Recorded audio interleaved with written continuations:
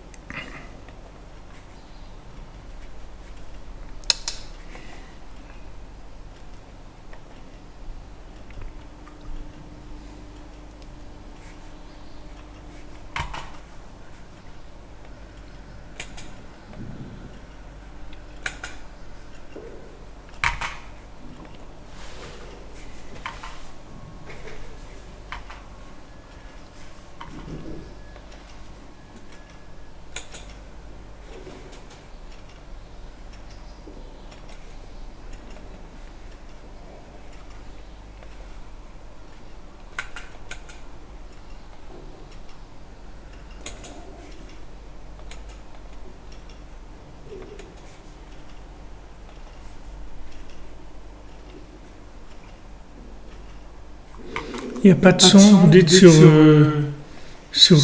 quoi? Sur YouTube, sur Facebook. Moi je vois le son.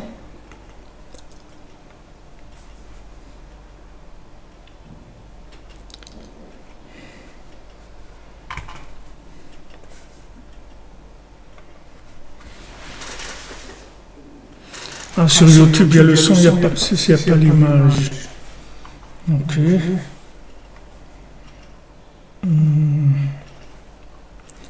Sur YouTube, il y a le son, il n'y a pas l'image. Pourquoi il n'y a pas l'image? Il n'y a pas l'image sur YouTube.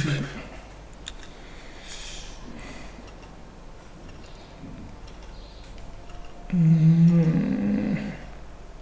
n'y a pas l'image. Voilà. Voilà. Donc il y a l'image.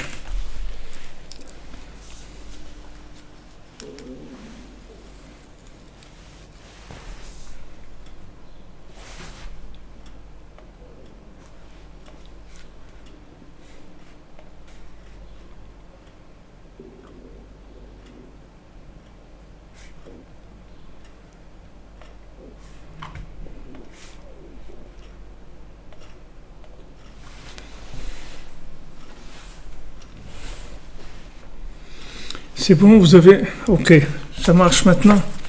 Alors, Bezrat Hashem, Boker Tov, Shalom à tous et à toutes, Bezrat Hashem. Une bonne journée, beaucoup d'Atzlacha, beaucoup de réussite dans tous les domaines, beaucoup de délivrance. Alors, on fait le cours, Bezrat Hashem, pour le refoua, Shlema,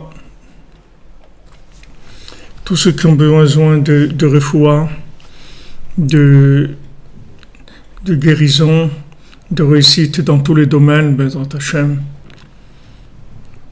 Et la plus grande réussite qui existe, c'est le rapprochement du tzaddik, Bezrat Hashem.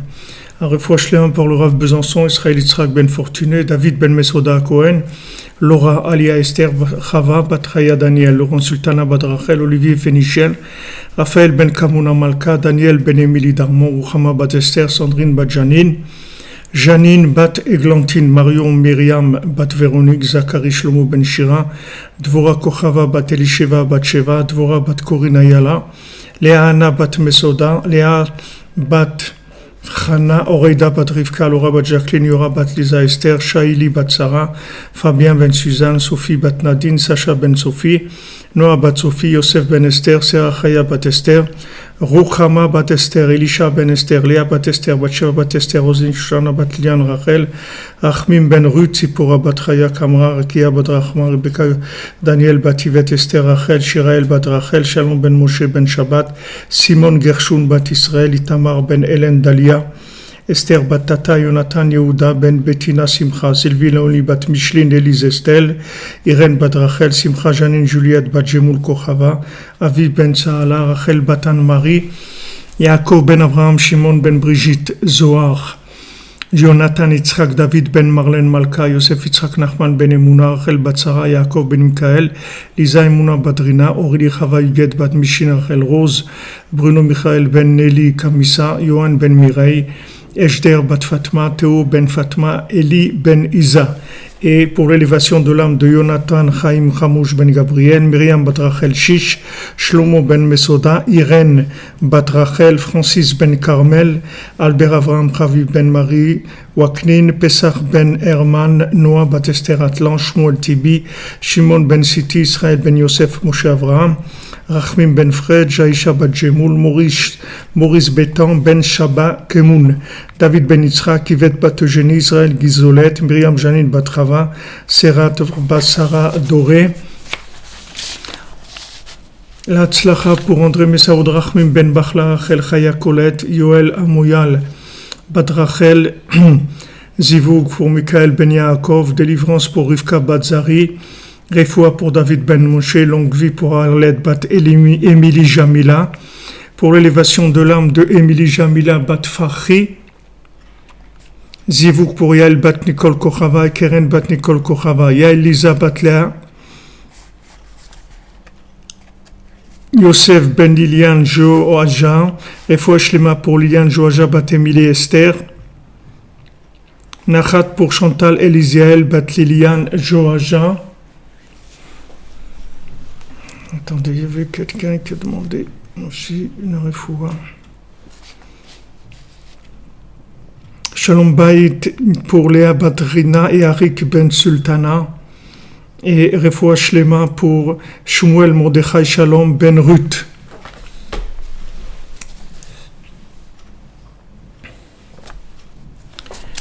Alors, Bezat Hashem, hier, on était arrivé dans le fait qu'avec une compréhension humaine, on ne pourrait pas comprendre les chemins d'Hachem. Et on avait parlé de la shvira des kelim, c'est-à-dire des récipients qu'il y avait eu à la création du monde par le fait qu'il y avait trop de lumière. Et c'était ça qui avait créé la possibilité de s'alimenter du côté négatif. C'est-à-dire le côté négatif, il s'alimente par tout ce qui dépasse des récipients, c'est-à-dire tout ce qui n'est pas intégré, tout ce qui n'est pas à sa place, tout ce qui est en trop. Tout ça, ce sont les notions qui alimentent le côté négatif. Parce que Behemet, la Yedia Beklaliut, la Yedia Bepratiut, on est dans la page 37 de première colonne, dans la 5e ligne.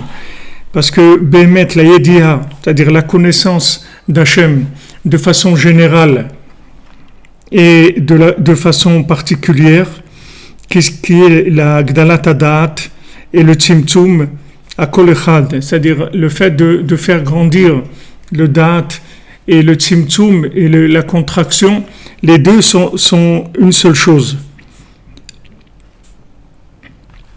Beprinat atahu kodem shebarata olam v'atahu leachar shebarata olam. Prinat ani Hashem lo shaniti. Comme il est écrit, toi tu es avant la création du monde et toi tu es après la création du monde.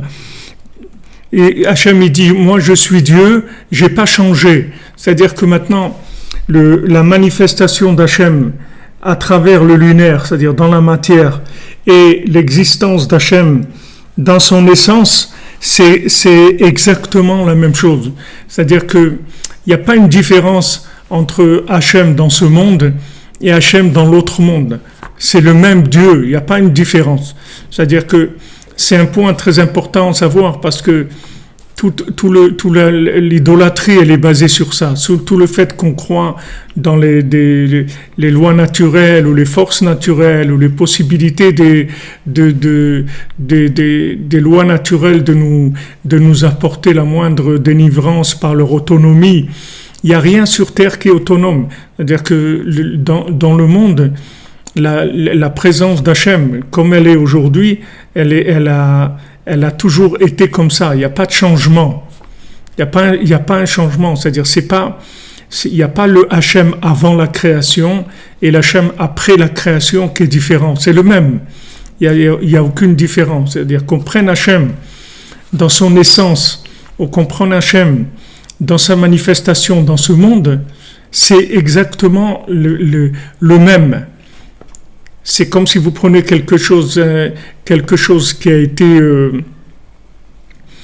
été adapté à un besoin quelconque, c'est exactement la même chose que la matière première. Il n'y a pas de changement. C'est le même principe. Ataou le'achar shebata olam, comme c'est écrit que Hachem, il est avant la création et après. Kize Elokim Elokenu Shaya Kodem Abriya ou Beatzmo Elokenu Ata. Parce que ce Dieu qui était avant la création du monde, c'est le même maintenant. Il n'y a pas eu de changement. Il n'y a pas eu un changement que Hachem, il est différent. Il n'y a aucune différence. Hachem, c'est le même. Nous,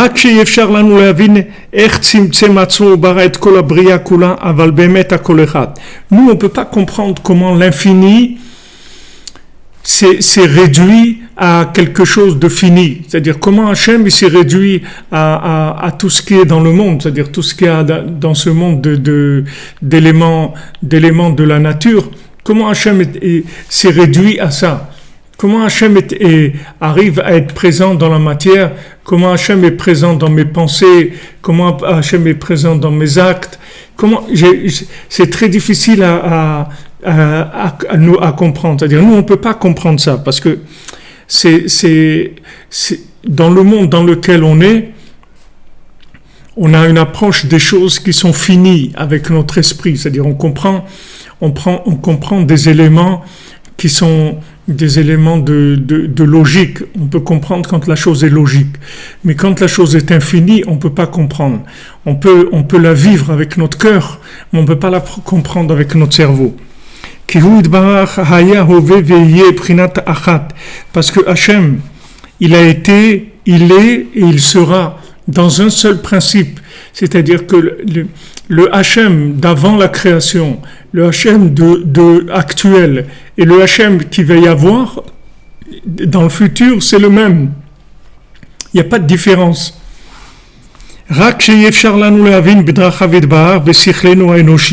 Nous, on ne peut pas comprendre ces manifestations d'Hachem par un cerveau humain. Donc le problème est réglé à la base, comme Rabbeinu dit dans l'Écoutez Moran, que pourquoi on s'appelle hébreu. Hébreu, ça veut dire, et ivri, ça veut dire quelqu'un, ça vient du mot over, ça veut dire qui passe au-delà. Qui passe au-delà de quoi? Qui passe au-delà de cette question-là. C'est-à-dire qu'il ne reste pas dans cette question. Il ne reste pas dans cette question. C'est-à-dire comment maintenant ça se fait que Hachem infini, il peut rentrer dans une petite chose comme ça, minime, toute petite comme ça dans ce monde. Il n'y a pas de question parce qu'il n'y a pas de réponse non plus. Il n'y a pas de réponse à ça. C'est-à-dire que notre cerveau ne peut pas comprendre des choses qui sont tellement différentes. Par exemple, si on donne un exemple, si une porte, on dit qu'une porte est ouverte, on peut comprendre. Donc, si on dit qu'une porte est fermée, on peut comprendre. Mais si on dit qu'une porte, elle est ouverte et fermée en même temps, on ne peut pas comprendre ça avec notre cerveau. Parce que nous, on vit dans le temps. Du moment où on vit dans le temps, il faut que les éléments ils soient gérables par notre logique. Mais si des éléments ils ne sont pas gérables dans notre logique, on ne comprend pas.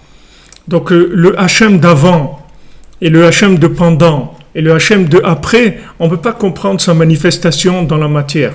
Et de là, bien sûr, on ne peut pas comprendre aussi les contradictions dans la logique, comment Hachem il nous aime et comment Hachem il veut notre bien, et que d'un autre côté, on souffre tellement dans ce monde, on a tellement de difficultés, et Hachem il veut pas du tout nous faire souffrir, et Hachem il a beaucoup plus de douleur que nous dans la moindre de nos souffrances, dans la moindre de choses qui nous fait mal.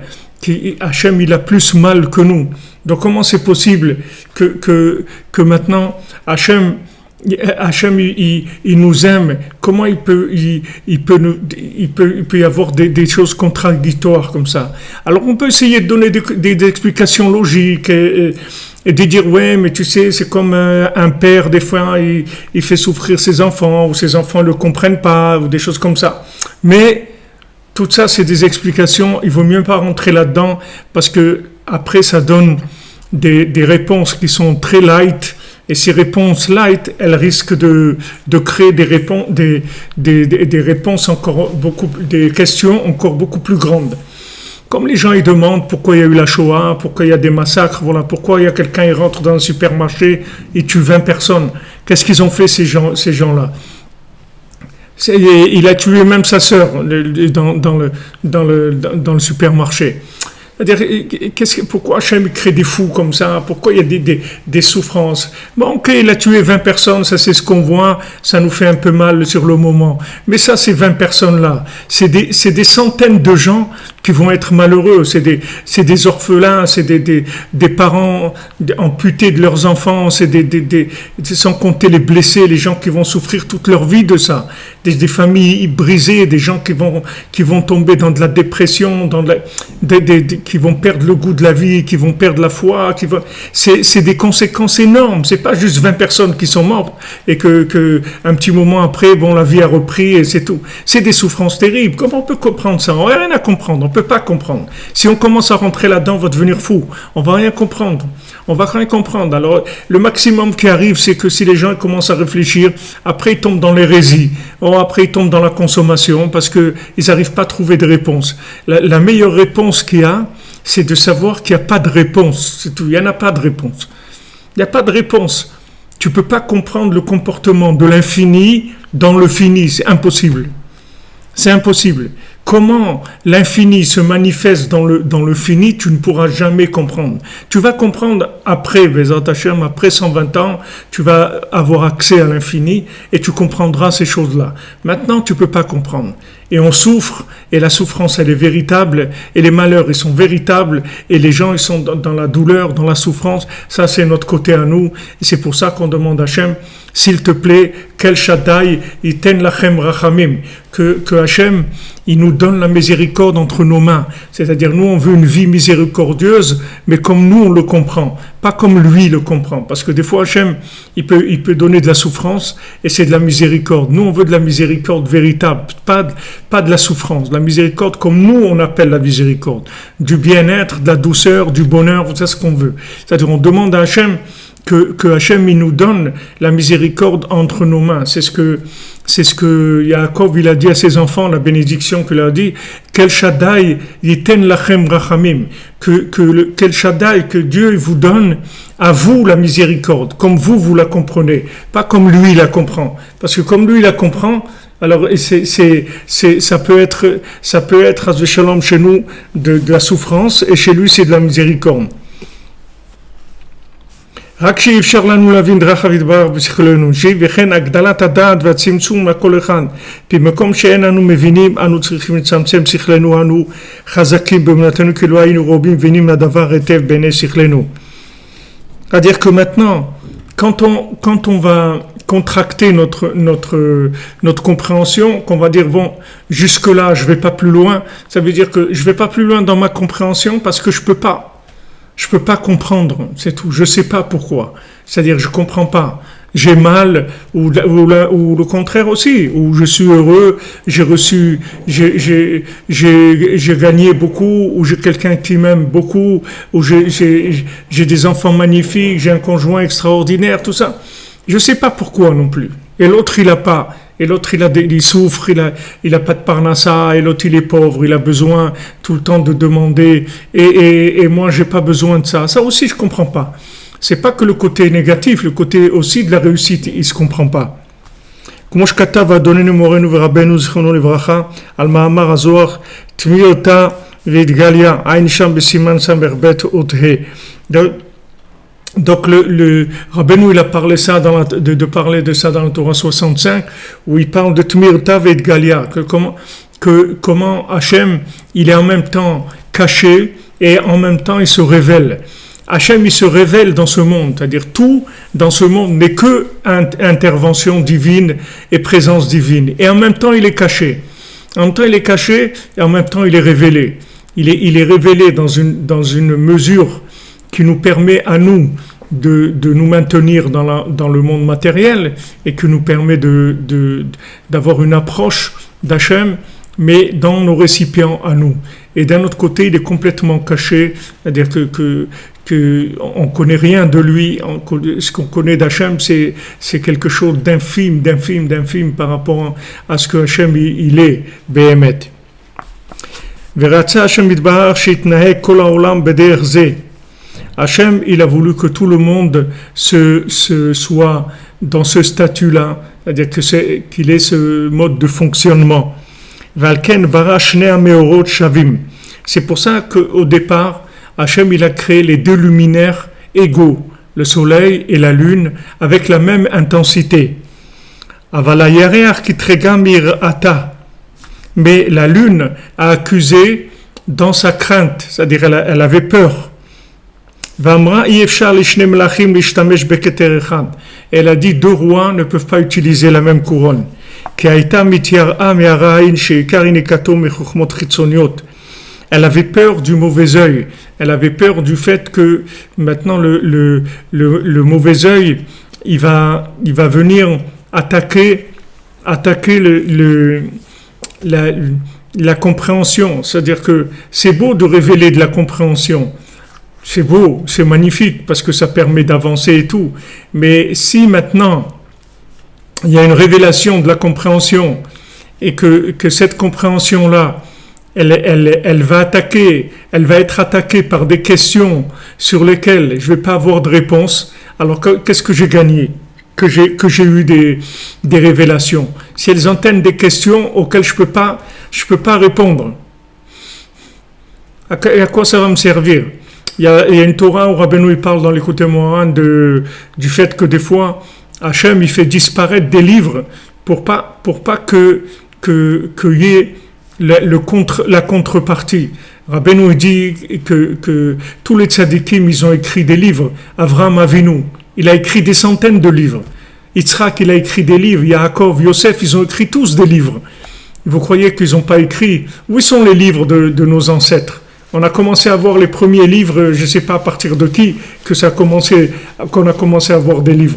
Mais avant ces tzadikim-là, tous les tzadikim, ils ont écrit des livres. Où sont ces livres? Alors Rabbeinu il dit que comme maintenant, le fait qu'il y ait ces livres, ça entraîne l'opposé dans le monde, et que maintenant, l'opposé de ces livres-là, ça aurait été des questions qui étaient terribles, alors qu'est-ce qu'il a fait Hachem? Il a fait disparaître ces livres de peur des questions. Vous voyez, la même attitude que la Lune. C'est pas que la Lune, elle a eu peur elle a eu peur de la révélation de la connaissance, mais elle a eu peur que la révélation de la connaissance, elle entraîne une telle, de l'autre côté, de telle attaque, de telles questions, qu'il ne va pas pouvoir tenir. Comme David Ameller, il ne peut pas tenir. Le mauvais œil, il se sauve. Il ne peut pas tenir. Le mauvais œil est trop fort. Il ne peut pas, il se sauve, c'est tout. Il ne peut pas. C'est trop fort. L'attaque qu'il y a sur son pouvoir, elle est trop forte. Donc il se sauve. Ou il se cache. Donc la Lune, elle a dit, mais comment on va faire? Là, avec cette révélation de la compréhension d'Hachem dans la logique, elle va être tellement élevée qu'elle va entraîner des questions tellement fortes qu'on peut se faire détruire complètement. On peut se faire détruire complètement. Parce que de la émouna, avec un petit peu de compréhension, vous pouvez tenir. Mais avec des questions très fortes, elles vous font tomber de la émouna. Elles peuvent, Chazé Shalom, vous faire tomber. Voilà, il y a des gens qui s'éloignent parce que leur vie matérielle, elle n'a pas réussi. C'est-à-dire qu'ils pensent que parce qu'ils vont à la synagogue ou ils font des choses bien, leur vie, elle doit être une réussite. Et c'est pas vrai. C'est pas vrai. C'est pas parce que maintenant quelqu'un, il a une réussite dans l'absolu qu'il va avoir aussi une réussite dans le relatif. C'est possible qu'il ait une réussite dans l'absolu et que dans le relatif, ça marche pas. Pour des raisons X qu'on ne sait pas. On ne sait pas. Combien Rabbeinu il a rapporté de cas où il y a quelqu'un qui faisait du mal à tout le monde et tout, et il a eu des enfants alors qu'il n'avait pas des enfants pendant des années, et après il a fait quelque chose de terrible à quelqu'un, et après il a eu un enfant. Alors Rabbeinu dit c'est les chemins d'Hachem. On ne peut pas comprendre comment Hachem il gère le monde, parce que c'est géré par une logique qui n'est pas la nôtre. Imaginez que vous voyez, par exemple, il y a des fois quelqu'un qui joue d'un instrument, mais il joue pas comme les gens ils ont l'habitude de jouer de cet instrument-là. C'est-à-dire qu'il joue différemment. Je suis désolé pour le bruit, hein, il y a de la perceuse. Ouais, comme vous dites, comme tu dis Maxime, le bruit des travaux, Rabbeinu il répare nos âmes, vous voyez. Rabbeinu il fait de la perceuse dans notre cœur. Oui, Avraham Avinu l'a écrit des centaines de livres. Seulement maintenant, imaginez qu'il y a une logique qui est pas la nôtre. Imaginez ça. On comprendre, on peut pas, mais vous pouvez imaginer une logique qui n'est pas la nôtre. C'est-à-dire une façon de comprendre qui n'est pas la nôtre. Une façon de jouer un instrument ou une façon de parler qui n'est pas la nôtre. Des langages, par exemple le langage des oiseaux. Maintenant, nous, la plupart d'entre nous, on ne comprend pas le langage des oiseaux. Pourtant, il y a un langage. Les tzadikim, ils comprenaient. Rabbi Nachman, il comprenait le langage des oiseaux. Le Harizin, le Baal Shem Tov, beaucoup de tzadikim, ils comprenaient quand les oiseaux ils parlaient. Mais ce langage, nous, on ne le connaît pas. Donc, quand on entend les oiseaux, nous, on entend les oiseaux chanter. On entend la perceuse là, mais les oiseaux, on entend les oiseaux chanter. Est-ce que je continue à parler? Vous entendez?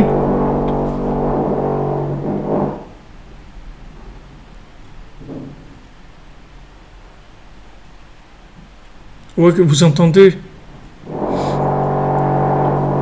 Oui, vous entendez, ok. Alors, les plantes, c'est la même chose. Les plantes, elles parlent. Les animaux, ils parlent. Les poissons, ils parlent. Il y a des langages. On voit dans les Sipurim Asiot que le géant, dans le premier conte, le géant, il parlait avec les oiseaux, il parlait avec les animaux, il parlait avec les vents. Chaque vent, il a un langage. C'est-à-dire, tout ce qui a été créé, ça a un langage. Ce langage, on ne comprend pas.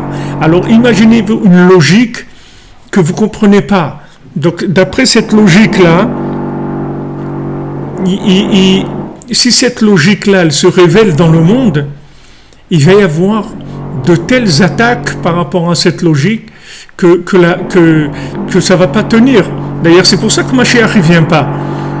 C'est pourquoi Mashiach ne vient pas. Parce que si Mashiach vient alors que le monde n'est pas prêt, il va y avoir de telles attaques par rapport au Mashiach que les gens qui ne sont pas aptes, ils ne vont pas pouvoir adhérer. Ils vont être repoussés par les questions. C'est ce qui se passe jusqu'à maintenant. Pourquoi les gens ils s'éloignent? Pourquoi les gens ils s'éloignent du service divin? Parce qu'ils ont des questions. Soit ils voient quelqu'un qui ne se comporte pas bien, soit ils tombent sur un texte qui les choque, soit ils tombent sur une attitude qui les choque, quelque chose qui ne marche pas dans leur vie. voilà, ils font tout bien, comme il faut et tout, et ils ont pas, leur magasin il marche pas, leurs affaires elles marchent pas, et ils croient que parce qu'ils font tout bien, alors ils vont voir et normalement leurs affaires elles doivent prospérer. Mais c'est pas comme ça, c'est pas cette logique-là qu'Hachem il utilise. Il faut que tu comprennes que c'est pas cette logique-là. Et même quand maintenant ça marche, ne crois pas parce que ça marche selon ta logique. Ça marche, c'est tout, parce qu'Hachem il veut que ça marche. Et Hachem, il peut faire que ça marche, même quand ça ne doit pas marcher. Et Hachem, il peut faire que ça ne marche pas, même que ça peut marcher, que ça doit marcher. Parce que la logique d'Hachem, dans la gestion du monde, elle n'est pas compréhensible par notre cerveau. On ne peut pas comprendre la logique de gestion, que ce soit dans le positif ou que ce soit dans le négatif. On ne peut pas comprendre. Comment des gens qui font du bien et tout, ils sont attaqués. Comment des gens qui font du mal, ils sont comme ça, tranquilles dans leur vie, etc. On ne sait pas. Il n'y a pas de compréhension. Donc maintenant, Hachem, qu'est-ce qu'il a fait? D'ailleurs, il y avait le Rav Aaron Monsonego, Alav Shalom, il avait vu qu'il était il était avec nous à la Yeshiva d'Aix-les-Bains, c'était un des grands rabbanim de la Yeshiva d'Aix-les-Bains, Rav Aaron Monsonego, Alav Shalom. Il est décédé là il y a 1 an ou 2. Et lui, quand il avait vu cet enseignement de Rabbi Nachman sur les livres qui ont disparu, il était complètement retourné. Jamais de sa vie il avait vu quelque chose comme ça. Que maintenant, la raison pourquoi ces livres ont disparu. Parce que eux, tous ces rabbanim, ils savent qu'il y avait des livres, que les tzadikim, ils ont écrit des livres. Tous les shvatim, ils ont écrit des livres. Yosef, il a écrit des livres.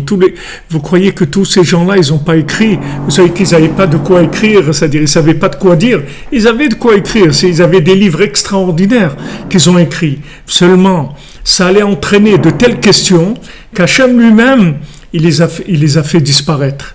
Pour pas qu'il y ait le contre. Pour pas qu'il y ait question par rapport à cette logique-là. Donc vous voyez le problème de la compréhension, c'est pas qu'on veut pas nous donner la compréhension, c'est que maintenant, si on nous donne des compréhensions élevées, il va y avoir des questions auxquelles on peut pas répondre. Elles vont nous détruire les questions. C'est vrai qu'on a eu une révélation logique, mais est-ce que tu vas tenir dans les questions qui vont venir par rapport à cette logique-là? Comme si maintenant tu as un problème mathématique. Ok, tu as résolu le problème. Maintenant, tu vas avoir d'autres questions, d'autres problèmes. Tu vas pouvoir les résoudre. C'est pas parce que tu as résolu un problème mathématique quand tu es en CM1 ou un truc que tu vas résoudre un problème que tu es en maths sup. C'est pas la même chose. C'est pas les mêmes questions, c'est pas les mêmes approches, c'est d'autres choses complètement. Donc maintenant, est-ce que il vaut mieux que tu restes dans ta classe où tu as un rapport normal avec les questions? Parce que si tu vas dans une autre classe, c'est vrai qu'il va y avoir des connaissances beaucoup plus élevées, mais il va y avoir des questions aussi beaucoup plus élevées. Est-ce que tu peux tenir devant ces questions? Regardez déjà devant les individus qu'on connaît, ils ont des comportements qui nous posent des questions, qui nous posent problème, qu'on n'arrive pas à comprendre. On n'arrive pas à comprendre l'individu lui-même. Qu'est-ce que vous voulez qu'on comprenne des questions métaphysiques? Déjà, l'individu, quelqu'un avec qui on vit, qu'un truc, il a des comportements, on ne peut pas comprendre pourquoi il est comme ça. Mais pourquoi il fait ça? Mais pourquoi il réagit comme ça? Mais pourquoi il n'est pas venu? Mais pourquoi il se lève pas? Pourquoi il va pas dormir? Pourquoi il mange pas? Pourquoi il dit pas merci? Je sais, toutes les questions qu'il peut y avoir sur l'individu, qui est là, qu'on connaît, soi-disant on le connaît, ça nous pose des questions auxquelles on n'a pas de réponse, ça nous pourrit la vie. Alors imaginez que vous ayez des systèmes de logique qui se révèlent, des systèmes d'une logique beaucoup plus poussée, beaucoup plus avancée que tout ce que puisse être compris dans le monde. Regardez les questions qu'il y aurait, qui nous détruiraient complètement, elles nous éloigneraient d'Hachem. Donc qu'est-ce qu'il fait Hachem? Il les cache tout simplement.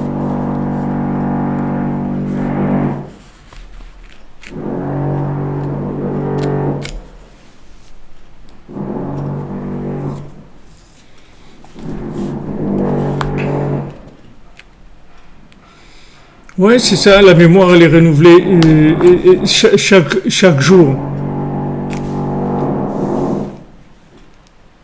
La mémoire est renouvelée chaque jour. Comment tu vas te le faire?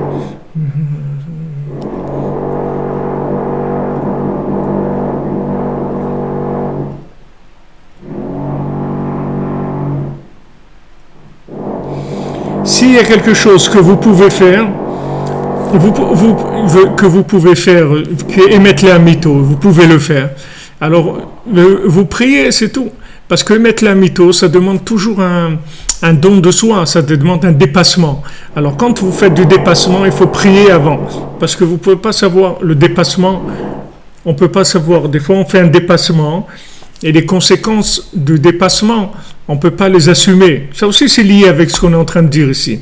Il y a des actions dans le monde il y a beaucoup de gens qui font ces actions-là. D'accord ? Ils font ces actions-là. Des gens par exemple, des gens qui ouvrent un magasin, ils ont un business et tout. Et il y a des gens, quand ils ouvrent un business, ça leur prend tellement la tête, ils ont tellement peur de ne pas pouvoir payer les factures, ils ont tellement peur de la concurrence, ils ont tellement peur de ne pas pouvoir finir la fin du mois et tout, qu'ils sont tout le temps dans des angoisses, dans des trucs terribles. Alors que si ces gens-là, ils étaient employés, ils seraient beaucoup plus détendus. Maintenant, c'est mieux d'être indépendant que d'être employé, c'est sûr. Mais il faut que ce soit un niveau d'être indépendant. Être indépendant, ça demande un degré d'émouna. Quelqu'un qui ouvre son magasin le matin, il ne sait pas, peut-être qu'il n'aura aucun client aujourd'hui. Peut-être qu'il en aura 100, Bezrat Hashem. Mais peut-être qu'il n'en aura aucun. Peut-être que ça ne va pas marcher. Alors qu'est-ce qu'il fait si ça ne marche pas ? Comment il va tenir ? Est-ce qu'il a la émouna de tenir ?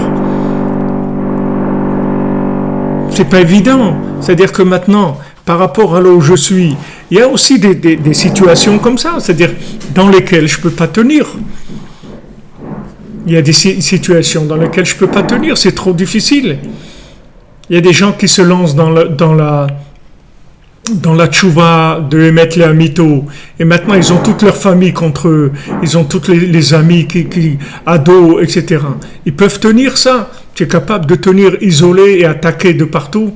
Tu es capable de vivre ça. Si tu n'es pas capable de vivre ça, tu vas te détruire complètement. C'est vrai que maintenant c'est émettre la mytho, mais tu vas te détruire. Même Abraham Avinu, Hachem il lui a donné Eretz Israël et tout. Après, il y a eu la famine. Abraham Avinu, il était obligé de sortir. Mais Abraham Avinu, il n'avait pas de question. Abraham Avinu, Hachem lui a dit de tuer Yitzhak. Il n'avait pas de question. Il ne vivait pas avec des questions. C'est-à-dire que ce n'était pas une question pour lui. Parce que l'esprit qu'il avait, il était tellement large qu'il était capable d'inclure des contradictions énormes. C'est-à-dire qu'il avait une émouna vivante qui pouvait inclure des contradictions énormes. Mais nous, la contradiction peut nous exploser notre vie. Il faut faire attention. Il y a des petites contradictions qu'on peut gérer. Il y a des contradictions qui sont trop grandes, on ne peut pas les gérer. Les gens, ils veulent monter en Israël, c'est bien monter en Israël et tout. Mais est-ce que tu vas tenir ? Regarde Abraham Avinu. Hachem, il lui a dit, je te donne Eretz Israël. Et c'est pour toi et tout. Et après, il y a la famine, il est obligé de partir. Mais il n'a pas eu de question. Mais quelqu'un, il peut lui dire, comment j'ai fait une mitzvah comme ça, je voulais vivre en Israël, regarde, c'est tellement difficile, et je croyais qu'on allait m'accueillir comme ça, avec le tapis rouge, tout allait marcher et tout, regarde comment c'est dur et tout. C'est vrai de monter, c'est facile de monter, vous prenez un billet d'avion, vous montez. Est-ce que maintenant vous allez tenir quand il va y avoir, quand il va falloir faire le chèque, c'est-à-dire les conséquences de ça ? Est-ce que vous avez la possibilité de tenir dans ce niveau de Gdusha ? Parce que dès qu'on parle de niveau de sainteté, on parle d'attaque. Il y a l'autre côté qui attaque. Si c'était pas attaqué, tout le monde serait dans la Gdusha. Mais comme c'est attaqué, les gens, ils ont peur des questions. C'est ça, tout ce qu'on est en train de parler maintenant, c'est ça la réflexion de la Lune. Elle s'est dit, ok, je vais refléter maintenant une connaissance d'Hachem extraordinaire. Je vais refléter une logique d'Hachem dans le monde comme il n'y a jamais eu. Mais est-ce que maintenant, ça va tenir ? Est-ce qu'il ne va pas y avoir des attaques qui vont être intenables ? Est-ce que je vais pouvoir résister ? Alors si maintenant, théoriquement, il n'y a pas de problème. Théoriquement, je peux résister à tout. Théoriquement, mais pratiquement. Regardez, si David Amelech lui-même, il se sauve, vous voyez, pourtant David Amelech, c'est un guerrier, c'est pas un petit poète qui écrit des psaumes, et c'est un super guerrier, David Amelech. Il a tué des centaines de gens, c'est pas des milliers, c'est un guerrier, et pourtant il se sauve. Parce qu'il a peur, il peut pas de pas tenir dans ce mauvais œil-là. C'est-à-dire, il va être attaqué par des questions il va être attaqué par des remises en question. Et il a été attaqué. David Amelech, il voulait même aller faire de l'idolâtrie, se convertir, tellement il en pouvait plus de ces attaques-là. Donc, est-ce que maintenant, tu vas pouvoir tenir dans ce niveau-là dans lequel tu veux rentrer? C'est pour ça qu'il faut vérifier le niveau par rapport à nos récipients. Et si maintenant, on n'est pas capable de vérifier, alors on va doucement. On va doucement. Rabbi Nachman, il l'a dit doucement. Tu vas doucement. Il vaut mieux que tu montes en Israël dans 5 ans et que tu restes là-bas et que tu sois heureux plutôt que tu montes maintenant et que tu n'arrives pas à tenir les contradictions. Tu n'arrives pas à tenir. C'est trop difficile. Tu ne vas pas pouvoir tenir. Et d'où tu sais? Donc il faut que tu pries et tu laisses les choses venir vers toi. Tu pries, tu es patient, tu laisses la chose venir vers toi. Tu laisses la chose mûrir. Tu demandes vraiment à Hachem, regarde Hachem, si c'est pour moi, je t'en prie, fais que j'arrive, que j'ose le faire. Il n'y a personne qui peut vous conseiller sur ça précisément à vous, parce que les gens, ils sont différents. Les gens, ils sont différents. Combien de gens ils vivent en Israël? Et pendant des années, ils ont demandé à leur famille toujours de leur envoyer des camemberts, des trucs et tout. Aujourd'hui, Baruch Hashem, en Israël, il y a tous les camemberts, vous voulez, tout ce que vous voulez. Mais à l'époque, il y a 25 ans, il n'y avait pas de camembert. Les gens, ils demandaient, ils avaient de la nostalgie du camembert. Vous comprenez, quelqu'un qui monte en Israël, il peut pas, s'il a la nostalgie du camembert, ça veut dire qu'il va souffrir quelque part. Il va souffrir cette souffrance accumulée avec la langue, les enfants, les trucs. Est-ce que tu es capable de tenir ces changements-là? Si tu as la émouna que tu vas tenir, il n'y a pas de problème. Mais comment tu peux savoir à l'avance? Tu ne peux pas savoir. Donc tu vas doucement et tu pries. Et tu pries et tu laisses la chose venir vers toi. Quand la chose va venir vers toi, ça veut dire que Hachem il te dit c'est bon, tu peux y aller. Mais fais attention de pas brûler des étapes. Je vous donne l'exemple d'Israël parce que c'est quelque chose que tout le monde connaît et quelque chose que les gens se posent toujours des questions. Mais tout ce que vous voulez faire dans votre vie, c'est la même chose. Maintenant, vous voulez ouvrir un commerce, c'est la même chose. Ok, vous allez emprunter à votre belle-mère, à votre beau-père, à votre père, à votre cousin. Vous allez emprunter de l'argent pour ouvrir une affaire. Très bien. Est-ce que vous êtes capable de tenir si ça marche pas? Il y a une école en Israël qui apprend le commerce, qui apprend aux gens à faire du commerce. Et cette école-là, elle donne un des principes qu'elle donne. Zivuk pour Suzanne Bat-Josiane. Bezat Hashem. Alors dans cette école de commerce, ils vous apprennent, la première chose qu'ils vous apprennent, ils disent que si vous voulez faire un commerce, il faut que vous soyez prêt et capable de perdre l'argent que vous avez investi, que ça ne vous déstabilise pas dans votre vie. Voilà. Maintenant, vous voulez faire une affaire. Cette affaire-là, disons, elle coûte 100 000 euros. Est-ce que maintenant, vous pouvez perdre 100 000 euros et rester comme vous êtes? Si vous ne pouvez pas, alors ils vous disent ne faites pas. Il faut que vous ayez à l'extrême. Est-ce que maintenant, vous pouvez perdre les 100 000 euros? Bien sûr, ce n'est pas pour ça que vous faites le commerce. Vous faites pour gagner. Mais maintenant, est-ce que vous pouvez les perdre? Si vous ne pouvez pas les perdre, alors ne faites rien. Il vaut mieux que vous restiez comme vous êtes. Parce que si jamais vous les perdez, et ça peut arriver, et ça vous déstabilise votre vie complètement, alors vous avez un problème là. Vous êtes face à un problème. Vous êtes à un problème, donc vous ne pouvez pas. Donc ce principe de la lune, c'est-à-dire c'est ça qu'elle a posé comme question. Elle dit, mais comment ça va être possible de résister aux épreuves de l'engagement dans une compréhension comme ça d'Hachem? Il va y avoir une telle compréhension d'Hachem que ça va m'enlever mon libre arbitre à un certain niveau et je vais être attaqué. Est-ce que je vais résister à ce mauvais œil-là qui va m'attaquer? Est-ce que je vais résister à ces questions qui vont me venir? Il va me venir des questions qui vont être très très difficiles à répondre. Je ne sais pas si je pourrais tenir. Donc ça, c'était la question de la lune.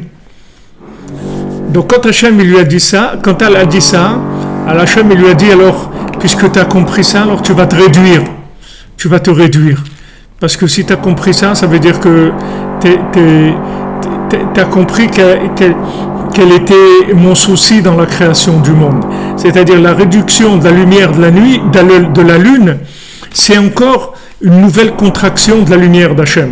Comme Hachem il a contracté la lumière 7 fois et que le monde a été détruit et 7 fois et Hachem il l'a refait, à chaque fois il y avait trop de lumière, le monde se détruisait.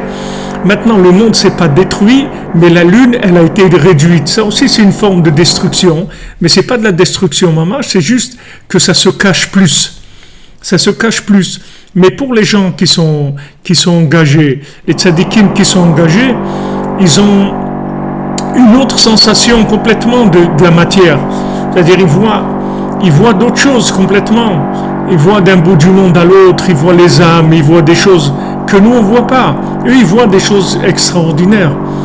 Ils voient des choses extraordinaires parce qu'ils sont dans un niveau de récipient, de réparation lunaire dans lequel il y a des révélations extraordinaires.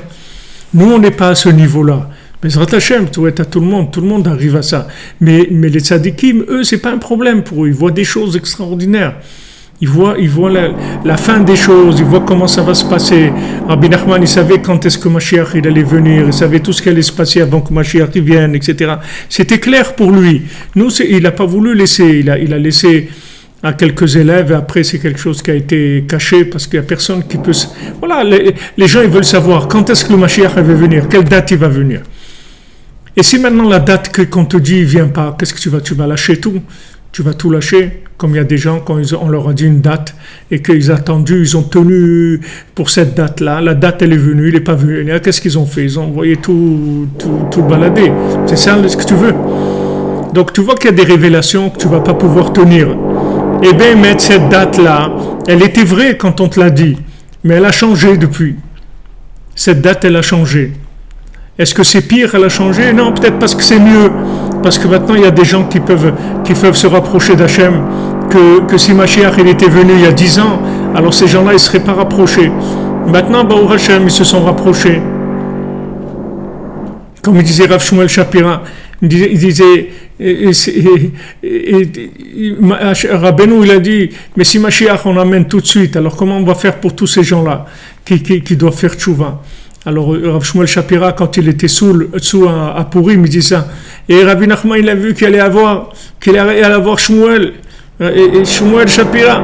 Il a dit, comment on va le laisser, c'est Shmuel Shapira? Alors on va faire encore plus de miséricorde pour le ramener. On va faire retarder la date du Mashiach. Voilà, vous dites, ouais, mais Mashiach, il tarde, etc. Et pourquoi il tarde? Parce qu'il y a de la miséricorde. Nous, on croit que la miséricorde, c'est de l'amener tout de suite. Non, la miséricorde, c'est que tout le monde doit participer. Tout le monde doit être prêt. Toutes les nations, tout le monde doit être prêt. Qu'il n'y ait personne qui soit exclu.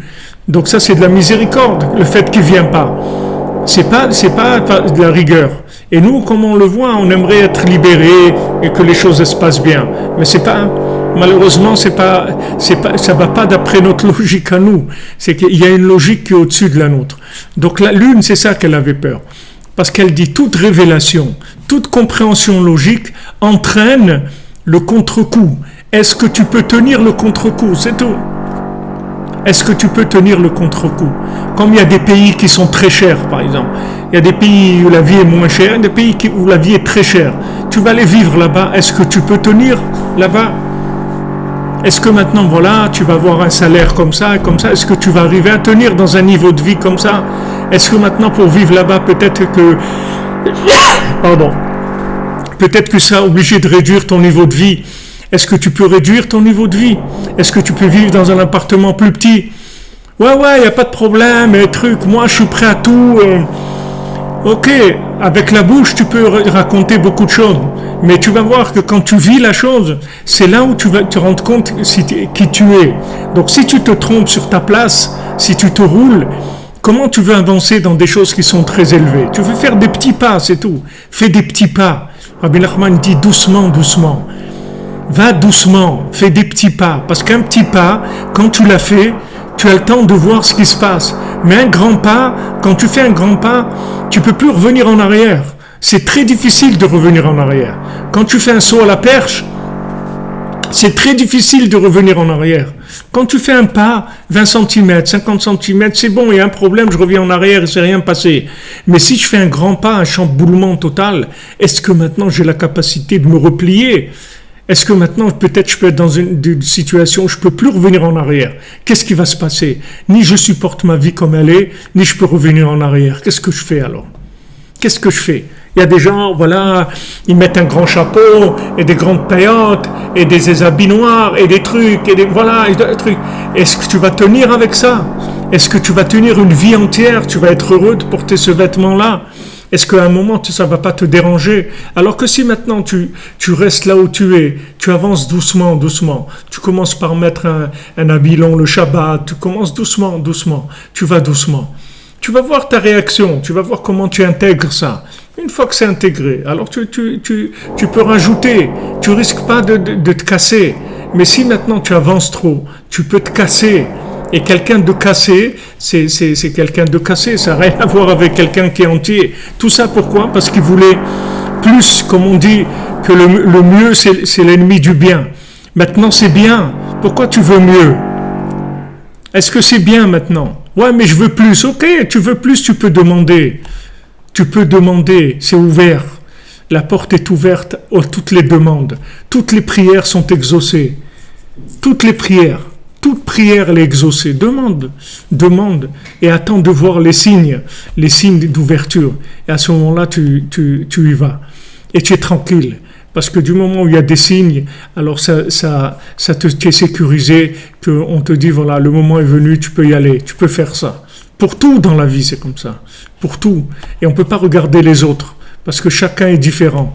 Que ça soit plus ou que ça soit moins. Il y a des gens qui ne sont pas capables de faire ce que nous, on est capable de faire. Et il y a des gens qui sont capables de faire ce que nous, on n'est pas capable de faire.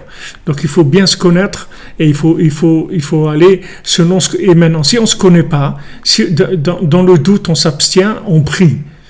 On s'abstient de l'action et on prie. Parce qu'on ne peut pas prendre de risques. Surtout si on a une famille, on ne va pas mettre tout le monde, risquer toute la vie de toute la famille parce que nous, on a un rêve. C'est bien les rêves, mais tu peux prier pour les réaliser, tes rêves. Et Hachem, il écoute ta prière. Comme Rabbi Nachman dit, il n'y a aucune chose dans le monde que tu ne peux pas obtenir avec la prière. Tu peux tout obtenir avec la prière. Seulement, il faut prier.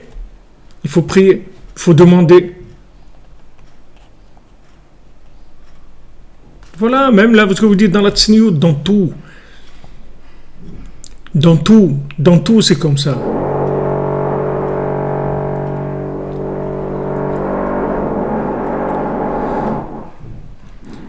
Quelqu'un qui supporte plus la vie, qui ne s'est pas réalisé, il n'a plus de force de vie, le potentiel qui ne s'est pas concrétisé, il n'a plus envie de vivre et il pense au suicide. Écoutez, il faut arriver à faire prendre conscience à la personne de sa valeur. Et de toute façon, de se suicider, ça ne sert à rien, parce que quelqu'un qui se suicide, il va revenir tout de suite dans ce monde. Il n'y a pas de suicide, on ne peut pas se sauver. On ne peut pas se sauver. Vous voyez aujourd'hui dans le monde, les gens, tout le monde entier pratiquement, c'est sur des ordinateurs. Quelqu'un qui est recherché, on le trouve tout de suite. Il peut pas, avant quelqu'un il prenait un billet pour un autre pays et il allait tranquillement. Aujourd'hui, tous les pays sont connectés. Sachez que ce monde, il est connecté avec l'autre. Et si on est là, c'est parce qu'Hachem, il veut qu'on soit là. Et c'est que Hachem, notre vie, il veut qu'elle soit comme ça. Il faut l'accepter. C'est tout. Et si jamais quelqu'un, chas v'shalom, il se suicide, il faut qu'il sache qu'il va revenir tout de suite en réincarnation et il va venir pire que c'était avant. Parce qu'il va recommencer des choses qu'il a déjà acquises, que maintenant il a passé déjà des souffrances et c'est dommage de laisser tout ça pour recommencer encore une autre fois et que ça soit tellement difficile. Il faut accepter sa vie, avoir la foi que sa vie, elle est voulue par Hachem. Il faut commencer à avoir de la foi, commencer à faire des tikkun klali, de l'aïd-bodedut. Et c'est quelqu'un comme ça, il faut le coacher, il faut le prendre, il faut pas lâcher la personne, il faut pas la lâcher, il faut la prendre, l'aider jusqu'à ce qu'il se relève. Il faut être avec et créer un lien d'amitié, l'encourager jusqu'à ce qu'il se relève, Bezrat Hashem. Il faut lui dire qu'on l'aime et qu'on a besoin de lui, et qu'on ne peut pas imaginer une chose pareille. Comment il peut imaginer de faire des bêtises comme ça, chas v'shalom, de se suicider, c'est une idée horrible. On ne peut pas rentrer dans des choses comme ça. Il faut accepter sa vie. La moindre des choses. Mais ça aussi, vous voyez par rapport à ce qu'on est en train de dire. Des fois, pourquoi les gens ils veulent se suicider? Parce que les gens, ils ont placé la barre trop haut. Ils ont placé la barre trop haut, soit par rapport à leur famille qui les a boostés au-dessus de leur force, soit par rapport à leurs copains, soit par rapport à des films qu'ils ont vus. Ils ont vu des films d'action, ou des films de réussite, ou des films de ce que vous voulez. Et ils se sont comparés par rapport à ces gens. Ils se sont clonés par rapport à ces gens. Et ils voient que leur vie, elle est ce qu'elle est. Ils sont pas, mais pourquoi copier les autres? Pourquoi regarder les autres? Tu as ta vie. Hachem, il t'aime et il t'a donné le poste de travail qui est le meilleur pour toi. Il t'a donné la meilleure vie pour toi. Pour l'instant, ce que tu vis, c'est ce qu'il y a de meilleur pour toi. Donc, accepte tes chaussures à trois coins, embrasse-les. C'est des chaussures à trois coins. Sur le marché, elles valent rien du tout, pratiquement rien. Ils devaient les vendre moitié prix. Mais ça, c'est moi. C'est pour ça que je suis heureux. Parce que c'est ce que moi, je peux faire. Donc si Hachem il m'a donné les capacités de faire ça, ça veut dire que pour l'instant c'est ça. Et si Hachem il veut changer, il va changer. La preuve, c'est qu'Hachem il le convoque et lui donne le poste le plus élevé du pays, gouverneur sur tous les gouverneurs. Ce monsieur-là qui faisait des chaussures à trois coins. Mais d'abord il est passé par cette épreuve-là d'accepter ce qu'il a. Et ensuite on est venu le chercher. Vous voyez la grandeur du Tam, c'est qu'on vient le chercher. Il faut pas brûler des étapes. On vient vous chercher. Alors il y a des gens qui disent ouais mais moi voilà ça fait des années on n'est pas venu me chercher. C'est pas vrai. C'est parce que tu veux pas ou tu te pries pas assez ou il y a un truc qui est pas clair dans ta façon d'être. Mais il n'y a pas un yann comme ça que il faut que tu saches que Hachem il veut que tu progresses plus que toi tu veux progresser. Hachem, il veut que tu progresses. Hachem, il attend de toi beaucoup plus que ce que toi tu veux. Donc si Hachem, il t'a pas donné, ça veut dire que pour l'instant, tu n'es pas prêt, c'est tout. Tu veux te préparer, tu pries. Tu pries. Dans la prière, il y a la préparation. La prière, c'est la préparation idéale. Donc tu pries, tu demandes, jusqu'à ce qu'on va te le donner. Et chaque prière que tu fais, elle fait avancer la chose. Chaque prière que tu vas faire, elle fait avancer la chose. Maintenant, des fois, tu veux des choses, on ne va pas te les donner. Parce qu'on sait, comme je vous ai dit pour la parnassa, des fois, la richesse, ça va détruire quelqu'un. Alors on ne lui donne pas, même s'il veut, il demande la richesse. Lui, il demande la richesse parce qu'il croit que quand il va être riche, il va être heureux. Mais c'est pas vrai. Il y a des gens, la plupart des gens, quand ils sont riches, ils ne sont pas heureux. La plupart des gens, ils se détruisent avec la richesse. Parce que la richesse, c'est une grande lumière. Qui est-ce qui sait comment tu vas réagir avec la richesse? Je ne parle pas maintenant d'avoir une bonne parnassa, d'avoir une vie correcte avec tout ce qu'on a besoin. Tout. Je parle de la richesse, beaucoup d'argent. Qui est-ce qui sait que si tu vas tenir ou pas? Donc ce sont des domaines, tous les domaines de progrès comme ça, de changements importants dans la vie, il faut beaucoup prier, beaucoup prier pour ça. On ne peut pas se lancer dans des choses sans avoir des assurances. Et l'assurance qu'on a, c'est la prière, on n'a aucune autre assurance. Tout ce qu'on vous dira comme assurance, c'est du mensonge. La seule assurance que vous avez, c'est si vous avez prié sur ça, vous êtes tranquille. Voyez le Tam, regardez comment il avance. Prenez le conte de Rabbi Nachman, le Chacham et le Tam, vous les avez en français. Regardez comment il avance. Et il arrive très haut. Mais vous voyez, jamais il fait un pas en avant si on ne vient pas le chercher. Toujours on vient le chercher. Lui, il fait ce qu'il sait faire. Maintenant, des chaussures à trois coins, c'est tout. Il ne bouge pas de là. Et on vient le chercher. Parce que le roi, il veut te voir. Ah bon, ouais, c'est vrai, alors je viens. Alors il met son habit qu'il a et il y va. Et après, sur la route, il se passe ce qui se passe, tac, jusqu'à qu'il arrive à être le gouverneur. On vient te chercher. Hachem, il veut pour toi la plus grande réussite du monde. Mais il veut une véritable réussite qui soit une réussite dans le bonheur, dans la réalisation de toi-même, dans un progrès que tu intègres. Dans la joie, pas un truc de nerfs et de souffrance, vous comprenez? Pas un truc de nerfs et de souffrance. Vous pouvez vous trouver dans le meilleur endroit du monde. Qu'est-ce que c'est ce meilleur endroit? Par rapport à qui? Par rapport à quoi? Les gens ils disent ouais c'est super Jérusalem ou Miami c'est super, les Abdil ou San Francisco, mais il va aller habiter là-bas que lui il peut vivre. Il y a des gens malheureux là-bas à Miami, il y a des gens malheureux à Jérusalem, il y a des gens malheureux à New York, il y a des gens malheureux à Paris et il y a des gens heureux aussi. Mais toi, il faut que tu saches comment tu vas réagir là-bas, si c'est bien pour toi ou pas. Et ça, il n'y a personne qui pourra te le dire. La seule chose que tu peux faire, c'est prier et Hachem, il vient te chercher, c'est tout. Et tant que tu ne vois pas des allusions, des appels, tu ne bouges pas, c'est tout. Parce que tu ne sais pas. Mieux vaut tenir que courir. Maintenant, tu as quelque chose. Ok, c'est des chaussures à 3 coins, mais tu les as. C'est des chaussures à 3 coins, mais c'est des chaussures quand même. Tu les vends, tu gagnes un petit peu, c'est-à-dire tu as un petit peu de trucs. C'est vrai que par rapport à prier toutes les nuits au Kotel et aller chez Rachel Imenu et aller une fois par semaine chez Rabbi Shimon Bar Yochai, c'est des choses extraordinaires, c'est vrai. Mais toi, comment tu vas réagir par rapport à ça? Ça, c'est le côté flambant de la chose. Mais l'autre côté de la lune, c'est-à-dire le côté où il faut payer ça, il faut assurer ça. Tu sais si tu vas assurer ou pas. Donc, donc tu pries, c'est tout. Du moment où tu pries, on ne pourra jamais te reprocher que tu n'as pas essayé. Parce qu'essayer, ça veut dire prier. Prie tous les jours pour ça. Au début, 5 minutes, un quart d'heure, une demi-heure, tous les jours, tu demandes sur ça. Hachem, s'il te plaît. Et chaque fois que tu pries, tu te prépares à vivre la chose.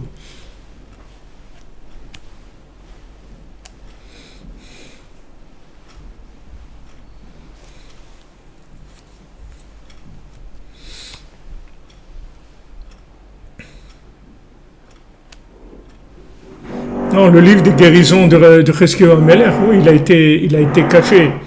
Mais le livre des guérisons, c'est le Likutei Tfilot, ça guérit tout le monde. Les prières de Rabbi Nathan, ça guérit tout le monde. C'est les prières de la 50e porte.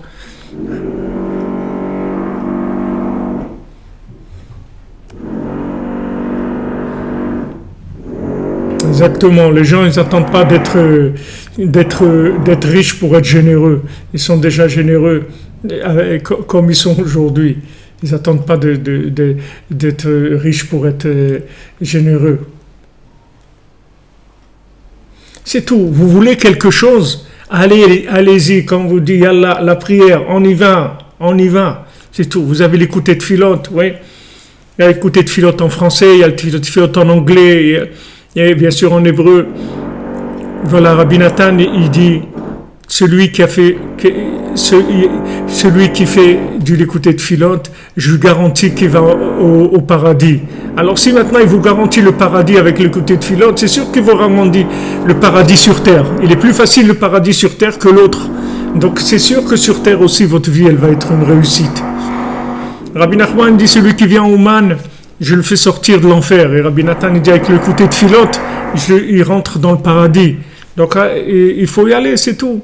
Vous faites une page par jour, vous commencez ça aussi. Vous faites 1 page, 2 pages, 3 pages, ce que vous pouvez, mais pas dans les nerfs. Vous faites ce que vous pouvez dans la joie. Parce que ça aussi, la prière, elle doit être dans la joie. Parce que ça commence à être des nerfs, c'est pas la peine. Ça veut dire que vous êtes en overdose dès qu'il y a les nerfs. Dès qu'il y a des nerfs, ça commence l'overdose. Donc vous arrêtez. Pour un autre, l'autre il peut faire 50 pages par jour. Ok, moi je peux faire 5 lignes par jour. Après ça commence les nerfs. Donc vous faites 5 lignes et vous allez voir après que vous pourrez faire 10. Et voilà, petit à petit, mais toujours dans la joie, dans le bien-être. Hachem, il veut qu'on soit joyeux. C'est-à-dire la joie, c'est un signe d'équilibre. La joie, ça veut dire que le moteur, il tourne au rythme qu'il faut. Quand il n'y a plus de joie, quand il y a des nerfs, ça veut dire qu'on a trop chargé la mule, comme il disait à Toulouse. Il ne faut pas charger la mule. Il disait ça à Toulouse, c'est une expression de là-bas. Il ne faut pas charger la mule. Hein. C'est-à-dire, on ne charge pas la mule. C'est tout. On ne peut pas charger la mule. Dans la joie. Tout dans la joie. Tout dans la joie. Et même maintenant, il y a une parole qu'ils ont envoyée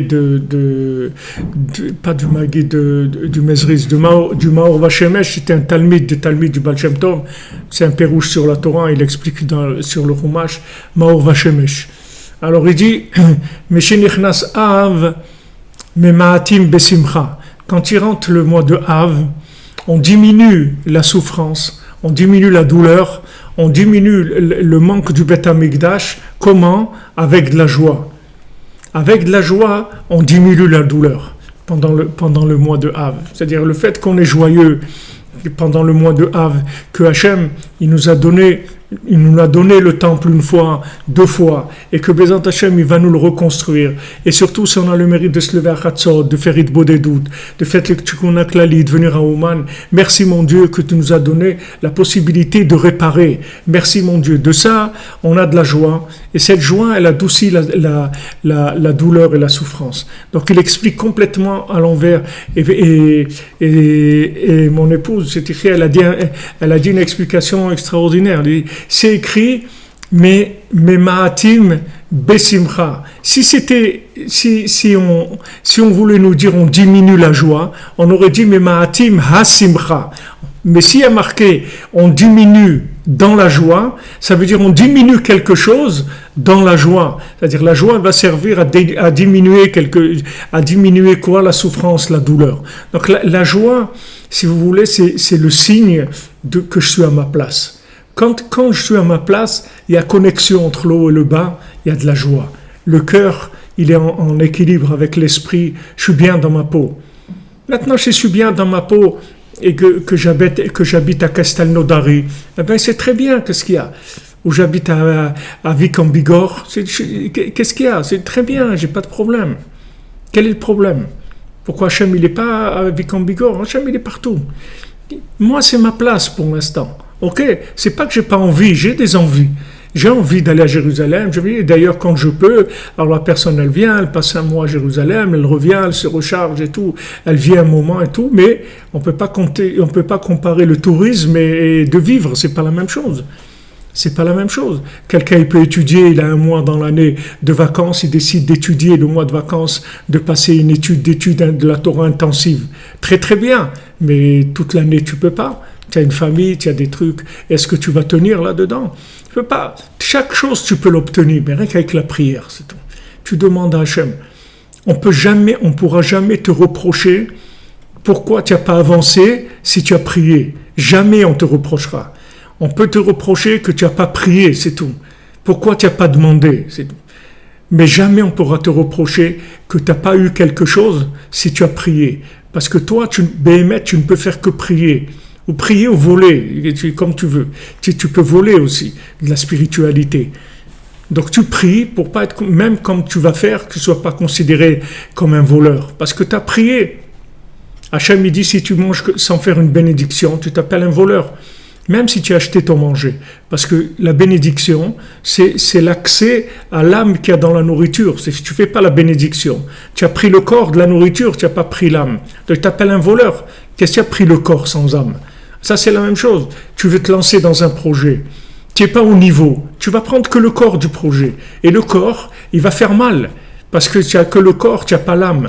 Donc, tu n'as pas toute l'énergie qu'il faut pour vivre la chose. Alors que l'autre, il a l'énergie pour vivre la chose. Donc, c'est pour ça qu'il est heureux. Il a plus d'énergie que toi. Chacun, comme il est, c'est tellement compliqué une personne.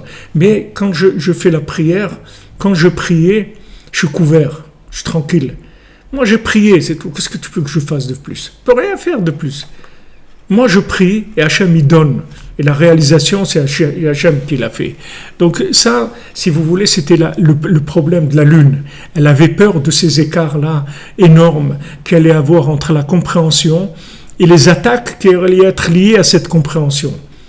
Il y a des attaques qui allaient être liées à ces compréhensions. Est-ce que maintenant, je pourrais résister à ça? Donc la Lune, elle avait peur. Et donc Hachem lui a dit, tu as raison, alors diminue-toi pour que ça soit plus facile. Pour que ça soit plus facile. Ça va être plus caché, mais ça va être plus facile. Comme les deuxièmes tables de la loi. Elles sont beaucoup plus ternes que les premières, mais c'est plus facile. Les premières, elles étaient tellement lumineuses que ça entraînait des accusations énormes. Tandis que les deuxièmes, c'est plus caché. Donc c'est moins dur. C'est moins dur. Parce qu'il y a un peu d'oubli, il y a un peu d'obscurité. Donc ça permet aux gens de supporter leurs contradictions, etc. Mais si la personne, elle s'approche trop, mais après elle ne pourra plus supporter les contradictions. Comme celui qui est rentré dans le temple à l'époque des Romains. Ils ont trouvé un juif qui était un peu renégat comme ça. Ils lui ont dit, tu vas rentrer là-bas dans le temple, tu nous prends le chandelier et tout. Ok. Il est rentré, il a pris le chandelier, il l'a amené. Après, ils lui ont dit, maintenant tu rentres, tu prends ça. Il a dit, non, je rentre plus. Il a dit, qu'est-ce que ça veut dire tu rentres plus? Tu veux pas rentrer, on va te tuer. Il dit, tuez-moi, mais moi je rentre plus. Pourquoi? Parce qu'il est rentré, il a senti une telle lumière qu'il ne pouvait plus voler. C'est fini. Voler quelque chose du temple, mais ça va pas. Et jamais, c'est fini. Ils l'ont tué, mais ça fait rien. C'est-à-dire le niveau de conscience qu'il avait, il lui permettait plus de voler. Donc maintenant, chacun il a ses petites, on parle pas des vols de ce niveau, mais chacun il a ses petits trucs, c'est comme on dit, ses petits péchés mignons, ses petits trucs à lui. Maintenant, sachez que ces petites choses-là, si vous rentrez dans un niveau de conscience plus grand, vous pourrez plus les vivre. Et ces choses-là, c'est votre vie pour l'instant. Vous alimentez à ça. Avec ça, il faut pas avoir honte ni peur. Vous aimez l'expresso le matin avec le truc comme ça et les cafés italiens, je sais pas quoi, avec le mocha ou. Ok, c'est votre vie. Pour l'instant, c'est ça. Ok. Maintenant, si vous rentrez dans un niveau de conscience où ça part et l'autre ça part et l'autre ça part, vous allez vous trouver complètement desséché et aigri avec des nerfs. Vous croyez que c'est ça la Torah? C'est pas ça la Torah.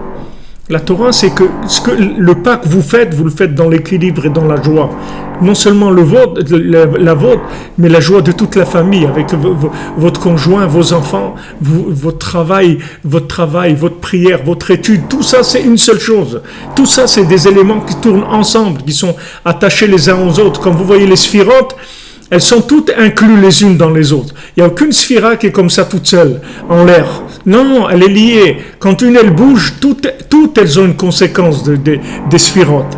Alors, Bezrat Hashem, par le mérite du tzaddik, que le tzaddik qui nous dirige, comme il a dit, je marche devant vous, Béhémen marche devant nous, et qui nous dirige, et qu'il arrive à corriger nos erreurs, et que Chas v'Shalom, il ne nous laisse pas nous tromper jamais, ni vers le haut, ni vers le bas, qu'on n'en fasse jamais moins, et qu'on n'en fasse jamais trop, qu'on connaisse exactement notre rythme, pour vivre le service divin dans la joie. On ne peut pas vivre le service divin dans les nerfs. C'est une profanation du nom d'Hachem, de rentrer dans le service divin avec des nerfs. C'est une profanation du nom d'Hachem. Comment tu peux prétendre servir Hachem avec des nerfs, avec de la tristesse, avec de l'angoisse? Ser Hachem besimcha, evdut et Hachem besimcha. Dans la joie, on sert Hachem. Alors maintenant, tu n'as pas de joie, baisse le niveau. Trouve le dénominateur commun entre ton corps, ton âme, ton entourage et tout, ton travail, tout ça. Tu vas voir que tu vas être au top. Et de là, tu vas avancer avec la prière. C'est tout. Bezrat Hachem, be'atzlacha, les amis. Ve'atzlacha, et n'ayez pas peur, ça va marcher. Non, quand vous priez, les conséquences, vous dérangez pas les choses établies, parce que les choses ne sont pas établies avec la prière. La prière, elle change la nature du monde. Et Hachem, il veut qu'on change le monde avec la prière. Il veut qu'on change le monde avec la prière, parce que quand vous priez, vous créez les récipients du changement. C'est ça qui manquait au monde. Toute la création, le problème de la création, c'est qu'il n'y a personne qui a voulu que le monde soit créé. C'est ça qui manquait. C'est pour ça qu'il y a eu toutes ces catastrophes-là. Parce qu'il n'y a personne qui voulait le monde. Hachem, il a créé le monde, mais il n'y avait personne qui le voulait. Donc maintenant qu'on a la chance de pouvoir vouloir la chose, alors le vouloir, il crée le récipient pour vivre la chose dans la joie. Et vous pouvez prier et demander à Hachem tout ce que vous avez comme rêve dans votre tête. Et Hachem, il écoute. Et Hachem, chaque prière, elle est exaucée. Chaque prière, elle est exaucée. Ça ne veut pas dire que vous allez recevoir la chose tout de suite, ou même que vous la recevrez dans votre vie. Peut-être Hachem, il utilisera votre prière pour autre chose. Mais chaque fois que vous priez, votre prière, elle est exaucée. Be'atzlacha, les amis, bonne journée. On se retrouve en antenne demain. Merci d'être là. Merci de votre aide, de votre soutien, votre participation, de toutes vos questions, vos réponses. Que des bonnes choses, Bezrat Hachem. Ouman Rosh Hashanah, oui, Ouman Rosh Hashanah, on se prépare. Une bonne journée pour tous et que chacun, on prie les uns pour les autres, ça aussi c'est très important parce que c'est comme ça qu'on arrive à tout. On prie d'abord pour les autres et après pour nous. Comme ça, Hachem, il nous répond plus rapidement.